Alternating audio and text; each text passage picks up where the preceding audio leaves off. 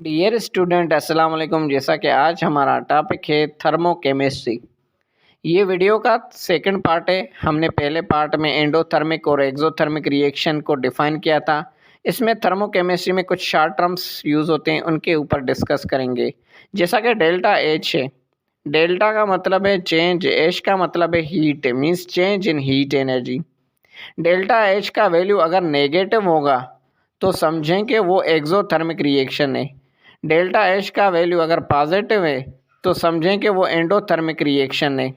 Now enthalpy, heat energy जो chemical reaction से release होती है या उसमें एब्जॉर्ब होती है, अगर कांस्टेंट प्रेशर पर हो हीट एनर्जी रिलीज या एब्जॉर्ब, तो उस हीट एनर्जी को हम एंथैल्पी कहते हैं।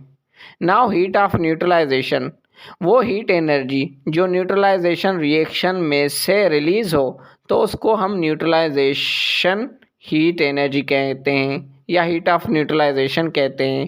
फॉर एग्जांपल, हाइड्रोक्लोरिक एसिड का एक मोल कास्टिक सोडा NaOH का आपस में रिएक्शन कर रहे हैं तो सोडियम क्लोराइड और वाटर का एक एक मोल बना रहे हैं। उसके बाद जो हीट एनर्जी इनमें से रिलीज हो रही है, इस हीट एनर्जी को हम हीट ऑफ न्यूट्रलाइजेशन कहेंगे। ये थे कुछ शॉर्ट टर्म जो थर्मोकेमिस्ट्री में यूज़ होते हैं। मज़ीद वीडियोस देखने के लिए ये चैनल सब्सक्राइब करें और अपने फ्रेंड्स के साथ शेयर करें। Thank you.